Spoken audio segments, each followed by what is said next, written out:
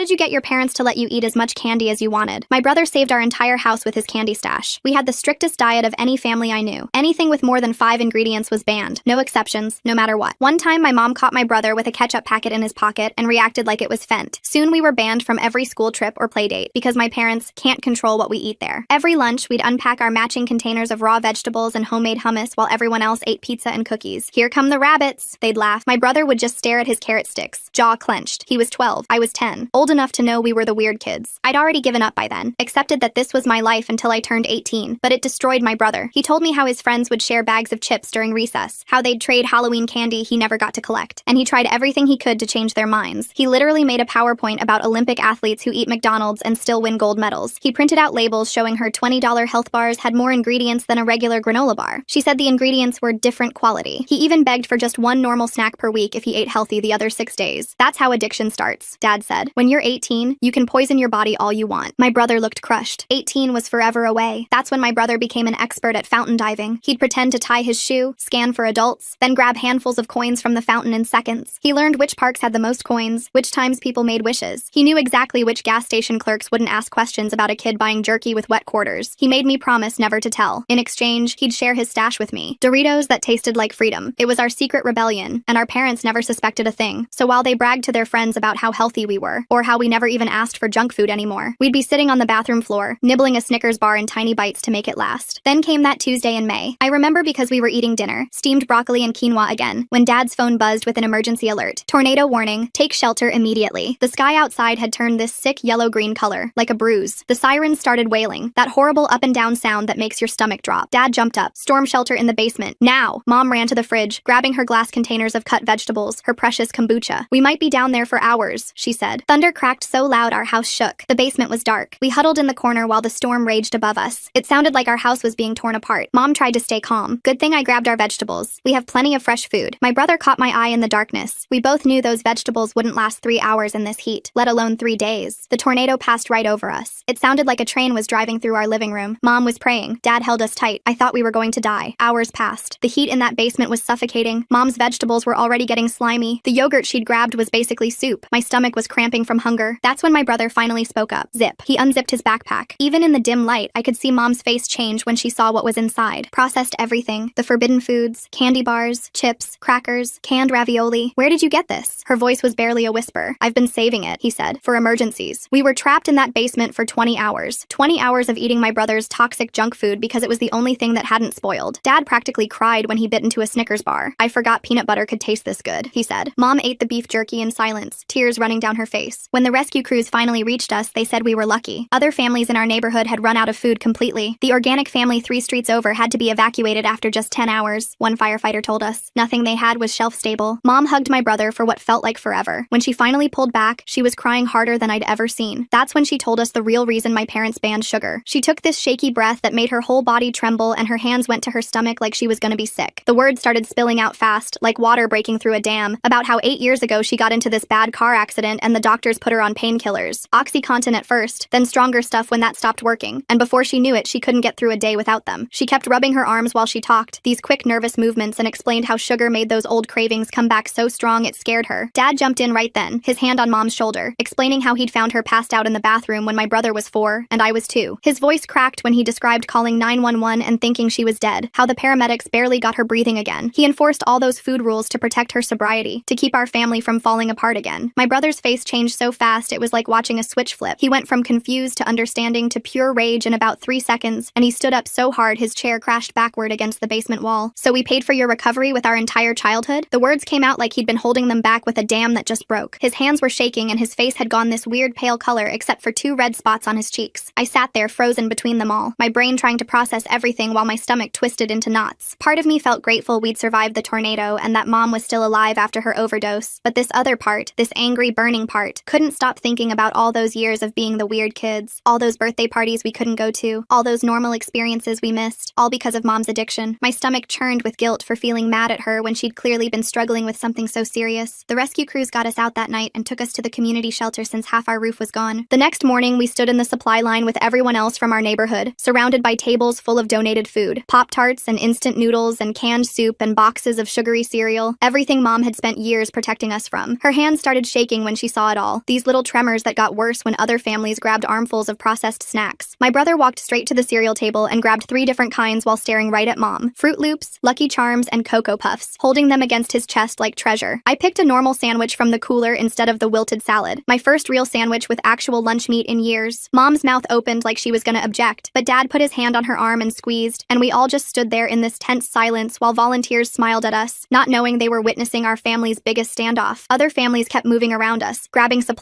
and chatting about insurance claims while we stayed frozen in our weird family drama bubble. In the parking lot afterward, Dad cleared his throat and suggested these could be temporary exceptions until we got back to normal. My brother and I looked at each other because we both knew temporary meant, until Mom decided she felt safe enough to ban everything again. That evening we sat in what was left of our living room, a tarp covering the hole where the window used to be, and my brother pulled out his backpack. He turned it upside down and all these wet quarters came tumbling out onto the coffee table, probably $30 worth. "I've been stealing from fountains for 2 years, he said, looking straight at Mom. "That's how desperate you made me." He proposed a deal right there, said he'd stop the fountain diving if we could have normal snacks sometimes, just sometimes, like other kids. Mom's face went white when she saw all those coins, her hand going to her mouth like she might throw up. She shook her head immediately and started talking about how we all needed family therapy to process the trauma properly and understand addiction better. She kept using words like disease and relapse risk and family system, while my brother's jaw got tighter and tighter until I thought his teeth might crack. Dad tried to mediate, suggesting maybe we could find a middle ground, but Mom wouldn't budge. She said sugar was her trigger, and she couldn't have it in the house, that her sobriety had to come first for all our sakes. 3 days later, when they finally cleared us to go back in our house, Mom went straight to my brother's room while we were unloading stuff from the car. I followed her and watched from the hallway as she pulled out his hidden stash from behind his dresser, from inside his old soccer trophy, from the gap between his mattress and box spring. She threw it all in a garbage bag, every candy bar and bag of chips he'd bought with those stolen quarters. My brother stood in the doorway watching her, his face completely blank like he'd shut down all his emotions, but I could see his fist clenched so tight his knuckles were white. Mom left the room carrying that garbage bag like it was toxic waste while my brother just stood there frozen in place, stealing from fountains for 2 years just to buy some chips. That's quite the secret operation this kid was running, though I wonder how many wet quarters those gas station clerks really accepted without raising an eyebrow about where a 12-year-old got soaking coins. I waited until everyone was asleep that night before sneaking downstairs to the big trash can outside. The bag was right on top and I dug through it in the dark, feeling around until my fingers found a Snickers bar that wasn't too crushed. I stuffed it in my pajama pocket and crept back upstairs, my heart pounding so hard I thought it would wake everyone up. In my room, I wrapped the candy bar in an old sock and hid it in the back of my drawer behind my winter clothes. Just having it there made me feel like I had some control back, like I was picking a side in this crazy war our family had become. School started the next week and lunch was even worse than before because now everyone knew about the tornado. Kids whispered about how we survived on junk food while our organic vegetables rotted, still calling us rabbits, but with this weird respect mixed in. Some kid asked if we were allowed to eat normal food now, and I just stared at my carrot sticks without answering. 3 days into school, the counselor pulled me aside after she saw me stuffing crackers from the cafeteria into my pockets. She took me to her office with its motivational posters and asked how things were at home, her voice all gentle and concerned. I was so tired of keeping secrets that I almost told her everything, but instead just shrugged and said we were fine. She gave me a pamphlet about family counseling that talked about finding balance between safety and letting kids be kids. She said it might help everyone communicate better, and I actually felt this tiny bit of hope that maybe someone could fix our mess. When I showed Dad the pamphlet that night, his face got all tight and he said we didn't need strangers telling us how to raise our kids, but his voice sounded more scared than mad. That weekend we went to the gas station for gas, and my brother walked right up to the chip aisle while Mom was still in the car. He grabbed a bag of Doritos and paid for it with his own money right in front of her through the window. Mom started shaking and crying and couldn't breathe properly, gasping for air while Dad rubbed her back and told her it would be okay. My brother just stood outside eating his chips one by one, staring straight ahead like he couldn't even see her panic attack happening. That evening, Mom said she was going to a recovery meeting and asked if we wanted to come listen to understand what she was dealing with. My brother said no way at first, but I convinced him we should at least know what was going on with her. We sat on metal folding chairs in a church basement while strangers talked about cross addiction and how one thing leads to another. This woman talked about how her kids' Halloween candy made her want to drink, and Mom was nodding along with tears running down her face. One man said his family had to lock up the vanilla extract because the alcohol content triggered him. Another woman said she couldn't even walk past the wine aisle at the grocery store without her hands shaking. In the parking lot afterward, my brother looked Mom straight in the eye and told her he wasn't responsible for her recovery. He said he was 12 years old and shouldn't have to manage her problems, and she just stood there crying harder. Later that night, after Mom went to bed, Dad sat at the kitchen table with his head in his hands looking smaller than I'd ever seen him. He told us he'd been using the food rules to control his anxiety about Mom relapsing and what the neighbors would think if she did. He said every time we ate sugar, he imagined Mom drunk again, and it made him panic, so he just banned everything to feel safe. His voice was shaking when he admitted he didn't know how to protect us and manage her recovery at the same time. He said he was drowning trying to keep everything perfect, so nobody would know how broken we really were. My brother asked him point blank if he even cared that we were miserable, and Dad started crying, saying of course he cared, but he was so scared of losing everything again. The next morning, Mom came downstairs downstairs and said she'd been thinking all night about what my brother said at the meeting. She pulled out a notebook where she'd written down all her fears about us eating sugar and how each one connected to her drinking. She showed us how she'd convinced herself that controlling our food would keep her sober. Like if she could manage our diet, she could manage her addiction. She said she needed to find her own recovery without making it our responsibility, but she didn't know how to start. My brother pulled out his phone and showed her a Reddit thread about kids of addicts and how they felt growing up. Mom read story after story about kids who had to hide normal behaviors and felt guilty for existing, her face getting paler with each one. She kept saying she never meant for this to happen, that she just wanted to protect us from her mistakes. Monday morning changed everything when the phone rang during breakfast, and Mom picked it up with her usual cheerful voice that dropped immediately when she heard who was calling. It was Janice from the support group, and she was telling Mom that security at the park had reported seeing a kid diving into the fountain for coins multiple times over the past few months, and they'd finally gotten a clear photo from the cameras. Mom's hand started shaking as she held the phone, and Dad grabbed it from her to hear what Janice was saying while my brother and I sat frozen at the table, knowing exactly what this was about. The fear in their eyes when they turned to look at my brother wasn't anger, but something worse, like they were seeing him for the first time as someone they didn't know. That evening after a silent dinner, Dad went straight to my brother's room and started searching through everything while we all watched from the doorway. He pulled out the backpack from under the bed and unzipped it slowly like he was defusing a bomb. Inside were these detailed hand-drawn maps of every fountain in town, with notes about which ones had the most coins and what times were best for collecting them without getting caught. There were lists of which gas stations didn't check IDs and which vending machines gave the most snacks for the least money. Pages and pages of planning that must have taken months to create, all in my brother's neat handwriting with different colored pens for different categories. Mom picked up one of the maps and traced her finger over the routes he'd marked from our house to each fountain and back again. Dad found a notebook with dates and amounts showing my brother had been doing this for almost a year, keeping track of every penny he collected and what he spent it on. The scope of it left them completely speechless, just standing there holding all this evidence of how desperate their son had been to eat normal food. My brother finally broke down, sobbing harder than I'd ever seen him cry before, saying he was just so hungry all the time and so tired of being the weird kid who couldn't eat what everyone else ate. I wanted to eat lunch without everyone staring, he cried, and his whole body was shaking as he told them about watching other kids trade snacks and share candy while he sat alone with his vegetables. Even Dad started crying then, which I'd never seen before, as my brother kept talking about how he felt like a prisoner in his own house and how he just wanted to be normal for once. Later that week, we all sat in Janice's office for our first family meeting, and she had this calm way of talking that made everyone relax a little bit. She worked out a trial system with us where we'd have a small snack allowance each week and clear rules about where we could store things, so Mom wouldn't have to see them if it was too hard for her. Everyone looked exhausted from all the crying and talking, but willing to try even though Mom kept wringing her hands and picking at her cuticles the whole time. Janice wrote everything down on a big whiteboard so we could all see the new rules clearly, and Mom took a picture of it with her phone like she needed proof this was really happening. Our first grocery trip with the new rules was absolute torture, as Mom gripped the cart handle so tight her knuckles turned white, while my brother and I carefully picked out granola bars and pretzels from the snack aisle. Other shoppers kept staring as Mom did these loud breathing exercises right there in the cereal aisle, counting to 10 over and over while we tried to act like this was totally normal. My brother grabbed a box of crackers and Mom flinched like he'd pulled out a weapon, but she didn't say anything, just kept doing her breathing. At the checkout, Mom started shaking so bad she almost ran out of the store, but she pulled out her phone and called Anna Rhodes, who was her sponsor from the support group. We all stood there awkwardly while Mom had Anna on speakerphone and repeated these affirmations about being strong enough to handle this and how our health mattered more than her fears. The cashier pretended not to notice as Mom kept saying, "I can do this," over and over, while Anna's voice came through the phone telling her she was doing great and to just focus on breathing. Other customers in line behind us shifted uncomfortably and tried to look anywhere else while Mom gripped the counter and whispered her mantras. The first day I was allowed to buy pizza at the school lunch felt completely surreal and wrong, like I was committing a crime right there in the cafeteria. I handed over my lunch money and the lunch lady gave me a slice of pepperoni pizza on a paper plate like it was nothing special, but my hands were shaking as I carried it to my table. I ate it anyway, tasting guilt and cheese in equal amounts while my friends acted like this was totally normal because for them, it always had been. That evening, we established the official house policy where we'd keep a snack bin in the garage while the kitchen stayed Mom's safe zone where she didn't have to see any processed food. Fountain diving for chips money? This kid turned petty crime into a business plan complete with color-coded maps and profit tracking. That's some next-level snack dedication right there. It felt like we were living in two different worlds under one roof, with the garage becoming this weird neutral territory where normal food was allowed to exist. 2 days later, I caught my brother sneaking granola bars from the garage bin into his bedroom, which was breaking our new trust agreement about only eating snacks in designated areas. When I called him out on it, he looked ashamed, but said he couldn't help still feeling like it would all get taken away any second, and he needed to hide some just in case. My brother slowly walked back to the garage and put the snacks back in the bin, while I followed behind him feeling weird about being the one enforcing rules for once. We both stood there for a minute in silence looking at this plastic bin full of normal snacks that had caused so much drama in our family. This new normal where we were accountability partners instead of secret conspirators felt lonely and strange, like we'd lost something special between us, even though things were supposedly getting better. The next week, Mom got a call from the PTA president asking if she'd speak at their emergency preparedness meeting since everyone heard how we survived the tornado. Mom's hand shook as she held the phone, and I watched her face go pale when the president mentioned how our story could help other families. She made up some excuse about work conflicts, but I knew the real reason was she couldn't stand up there and tell everyone their kids needed candy bars and beef jerky when she'd spent years preaching about toxic processed foods. After she hung up, she went straight to her room and didn't come out for dinner. 2 nights later, Dad came home with a plastic bag from the grocery store and pulled out a half-gallon of mint chocolate chip ice cream like it was no big deal. He grabbed spoons from the drawer and started scooping it into bowls, while Mom stood frozen in the doorway watching him. She didn't say anything at first, but her whole body started shaking, and then she just turned and ran to their bedroom. We heard the lock click, and then muffled crying through the door, while Dad stood there holding the ice cream scoop looking lost. My brother pushed his bowl away and left without eating any of it. The ice cream sat on the counter melting while Dad knocked on the bedroom door trying to get Mom to come out, but she wouldn't answer him. My brother didn't come home until after 10 that night, and when Dad asked where he'd been, he just shrugged and went to his room. The next afternoon, I found him sitting by the fountain at the park downtown, except there was no water in it anymore. They'd drained all the fountains after the tornado for maintenance, and he was just sitting on the edge staring at the empty concrete basin where coins used to pile up. I sat next to him for a while, and neither of us said anything, but I could see his jaw working the way it did when he was really mad about something. He finally got up and walked to 3 other fountains around town, and they were all empty too. At the last one, he kicked the edge hard enough that I heard his toe crack against the concrete, and he limped all the way to the gas station on 5th Street. He pulled out a handful of wet quarters from his pocket that he must have been saving from before, and tried to buy a package of beef jerky, but the clerk shook his head and pointed to a new sign that said they couldn't accept damaged or waterlogged coins anymore. My brother's shoulders dropped, and he stood there for a minute before walking to the payphone outside. He called me, and his voice sounded small and broken when he asked if I could come get him. I told our parents I needed to return a library book that was overdue, and grabbed Mom's car keys before they could ask questions. The whole drive to pick him up, my stomach felt tight, because I'd never lied to them like that before. He got in the car without saying anything, and we drove home in complete silence while I kept thinking about how I was becoming someone who lied now, and how that was just another secret added to our growing pile. The next morning at breakfast, Dad was checking something on his phone, and his face went dark. He turned the screen toward us, showing the tracking app with my location history from yesterday, including the stop at the gas station on 5th Street. Mom's fork clattered onto her plate, and they both stared at us with this look of complete betrayal that made my chest hurt. Neither of them yelled, but somehow their quiet disappointment felt worse than any punishment they could have given us. They called Janice for an emergency session that afternoon, and we all sat in her office while she drew 2 columns on a whiteboard labeled "Can Control" and "Cannot Control." She made us each write things in the columns, and Mom's hand shook as she wrote "My Recovery" under "Can Control," and then stood there for a long time before finally writing "My Kids' Food Choices" under "Cannot." My brother wrote "What I Eat" under "Can Control," but didn't write anything in the other column. Dad wrote "Trying to Help" under "Can Control" and "Making It Worse" under "Cannot," which made Mom start crying again. I wrote "Telling the Truth" under "Can Control," even though I'd just lied yesterday. That Friday, my brother went crazy at lunch and ate 3 slices of pizza and 2 ice cream sandwiches, which I'd never seen him do before. 5th period, he threw up all over his desk, and the nurse had to call Mom to come pick him up. She had to leave her important work meeting, and when she got to the school, my brother was sitting in the nurse's office looking green and miserable. The car ride home was quiet, except for my brother groaning every time we hit a bump, and Mom didn't lecture him or say "I told you so." She just handed him tissues and a plastic bag and drove extra careful around the turns. When we got home, she helped him to his room and brought him water and crackers without saying anything about the junk food. That weekend, Dad knocked on my brother's door and asked if he wanted to learn how to make some food he actually liked that wouldn't make him feel sick. They spent 3 hours in the kitchen making turkey burgers from scratch, and Dad let him pick all the seasonings and toppings himself. My brother actually smiled when he took his first bite of the burger he'd made with his own hands. After dinner that night, I walked into the kitchen while my parents were doing dishes and pulled out the Milky Way I'd been hiding in my drawer since the tornado. Mom's hands stopped moving in the soapy water, and Dad set down the plate he was drying. I held it out to them and asked if I should put it in the garage bin with the other emergency stuff. They looked at each other for a second, and Mom just nodded and said to add it to the collection. No lecture, no disappointment, just a simple request to put it where it belonged. The next morning, we all sat at the kitchen table with a notebook, and Dad wrote "House Food Rules" at the top in his neat handwriting. Mom suggested an 80-20 approach where most meals would be healthy, but we could have normal snacks sometimes. My brother asked for a snack budget each week, and Dad wrote that down too. We agreed on keeping the garage bin stocked for emergencies, and Mom taped her meeting schedule to the fridge so we'd know when she needed extra support. It wasn't perfect, but at least we had actual rules now, instead of constantly guessing what was allowed. Later that week, I watched my brother pull out his old fountain diving map from under his bed. The paper was worn from being folded so many times and had water stains from all those wet quarters. He smoothed it out on his desk and studied all the marks he'd made showing which fountains had the most coins and which times were best for collecting. Then he folded it carefully along the same creases and put it in his desk drawer instead of throwing it away. He caught me watching and just shrugged and said we might need it someday. 3 weeks later, Mom came home from work looking shaky and pale. She went straight to her room, and I heard her on the phone with Anna for almost an hour. Dad made dinner that night, just simple pasta with tomato sauce, and we ate quietly while Mom pushed food around her plate. Later, Dad told us someone had brought donuts to Mom's office party, and she'd had to step outside and call her sponsor to get through it. She'd stayed sober, but it had been really hard for her. 2 months after the tornado, I was sitting in my room doing homework when I realized how different everything felt. We weren't sneaking food anymore. anymore, but we also weren't totally free either. Every meal, every snack, every grocery trip had this weird tension underneath it. Mom would watch us eat sometimes, not saying anything, but clearly thinking about something. Dad would check labels obsessively even on foods we'd already approved. My brother and I had stopped hiding candy, but we also didn't ask for it much because we could feel how hard our parents were trying. School got easier though when my brother started carrying granola bars and fruit snacks in his backpack without hiding them. Kids stopped calling us rabbits as much when they saw us eating normal snacks at lunch. We weren't the complete weirdos anymore, just the kids with the health-conscious parents. Normal felt different now, but at least we could sit with other kids without them making fun of our carrot sticks. Mom started going to a special support group on Wednesday nights for parents in recovery. She'd come home with worksheets about boundaries and triggers and healthy family dynamics. One night, she showed us a paper about letting kids make age-appropriate choices, and she actually tried to follow what it said. She stopped checking our backpacks every day and let us pick our own snacks from the approved list without asking permission first. Dad started therapy too, going every Thursday after work to deal with what he called his anxiety about Mom's recovery. What's Mom really running from when she locks herself in that bedroom? The ice cream or the fact that her whole belief system cracked open like those empty fountains? He stopped doing his nightly backpack checks, though I'd still catch him glancing at our bags sometimes when he thought we weren't looking. The therapist gave him exercises about trust and letting go of control. He'd practice them at dinner, taking deep breaths when Mom got quiet, or when we asked for seconds of dessert. Progress looked like him not asking us 20 questions about what we ate at the school anymore. Then my brother got invited to a birthday party at the pizza place downtown, and our parents actually let him go alone. Well, not totally alone since other parents would be there, but without them watching his every move. He texted them pictures throughout the party showing him eating pizza and cake like a normal kid. Mom checked her phone constantly during those 3 hours, but she didn't call him once. Dad kept finding reasons to drive past the pizza place, but he didn't go inside. When my brother got home, they just asked if he had fun instead of grilling him about what he ate. At the school, I started talking to this girl, Teresa, whose mom kept coming up in my mom's recovery stories. Turns out Anna, who sponsored my mom, had a daughter my age in my grade. Teresa understood what it was like having a parent in recovery because her mom had been sober for 5 years. We'd eat lunch together, and she'd tell me about how her family had their own weird food rules when her mom first got clean. She said it gets easier, but it never gets completely normal, and that was actually really helpful to hear from someone who got it. Our counselor suggested we try something she called practice meals, where we'd all eat normal food together in small amounts. The first time Mom put a fun-sized Snickers on the kitchen table and just stared at it for 20 minutes while we watched. Her hands were shaking, and she kept doing these breathing exercises Anna taught her, but she stayed in her chair the whole time. My brother unwrapped the candy super slow like he was defusing a bomb, and Mom's eyes got all watery, but she didn't leave. We each took one tiny bite and chewed it for like a whole minute, and Mom made it through without running to the bathroom to throw up, which was huge. Every week we'd try something new and harder like Doritos or those little chocolate donuts from the gas station. Mom would grip the edge of the table so hard her knuckles went white, but she'd sit there with us while we ate. Sometimes she'd have to get up and walk around the kitchen doing her breathing, but she always came back to the table. My brother started doing his homework at the kitchen table again instead of hiding in his room all the time. His grades went from C's and D's back up to A's and B's because he wasn't spending all his time making maps of which fountains had the most coins. His teacher called Mom to say how much better he was doing and asked what changed, but Mom just said we were working through some family stuff. The teacher had no idea my brother used to spend lunch trading fountain quarters for beef jerky behind the gym. We came up with this system where Mom would put a red magnet on the fridge when she was having a hard day with cravings. Those days we'd take our snacks to our rooms without arguing or trying to eat them in front of her. It actually worked pretty good because Mom felt like she had some control, and we didn't feel like we had to sneak around anymore. Some days there'd be no magnet and we could eat chips on the couch while watching TV, and other days the magnet would be up for a whole week. 6 months after the tornado, they had this big neighborhood potluck to celebrate everyone rebuilding their houses. Mom brought her vegetable tray because of course she did, but when Mrs. Peterson offered us her famous mac and cheese, Mom didn't freak out. She watched us eat 3 helpings of casserole and 2 pieces of chocolate cake and only did her breathing exercises twice. Dad ate 4 brownies and Mom just squeezed his hand instead of lecturing him about processed sugar. Other parents kept saying how lucky we were to have such a calm mom after everything we'd been through with the tornado. One afternoon, my brother and I were sitting on the front porch sharing a bag of chips right out in the open. Mom was watching from the kitchen window and I could see her holding her coffee mug with both hands real tight. But she let us sit there eating our chips without coming outside to stop us or give us a lecture about chemicals. My brother offered me the last chip and I took it, and we just sat there like normal kids for once. That night at dinner, Dad mentioned maybe we could take a family vacation next summer to somewhere with real restaurants and ice cream shops. Mom didn't say yes, but she also didn't immediately say no and start listing all the toxic ingredients in the restaurant food. We all pretended like that wasn't the biggest deal ever and just kept eating our grilled chicken and vegetables. But later I saw Dad looking at hotel websites on his laptop, and Mom didn't tell him to close it. Sometimes I still check my sock drawer even though there's nothing hidden there anymore. I remember that Milky Way I hid and how I had to pick between telling on my brother or keeping his secret. The drawer is always empty now, but I keep checking anyway, like it reminds me of everything that changed. My brother doesn't hide candy in the air vents anymore, but sometimes I catch him with a bag of chips in his backpack just in case. Mom still has bad days where she can't even look at a cookie without her hands shaking. I still lie sometimes about where I'm going when really I'm getting ice cream with Teresa. Dad still sneaks candy bars in his car and thinks nobody knows, but we all know. But we're trying, and that's more than we were doing before when everything was just rules and sneaking and fighting. We eat dinner together every night, and sometimes it's all vegetables vegetables, and sometimes there's pasta, and nobody runs away crying anymore. Mom goes to her meetings twice a week, and we don't ask her about them, but she seems calmer when she comes back. Life's not perfect, and probably won't ever be. But at least now we're all trying to figure it out together, instead of keeping secrets in fountains and sock drawers. Alright, that's a wrap, folks. Appreciate you letting me toss a little wit into your reading time. Seriously, you've been an awesome crowd. Catch you in the next one. If you made it to the end, drop a comment. I love reading all your comments.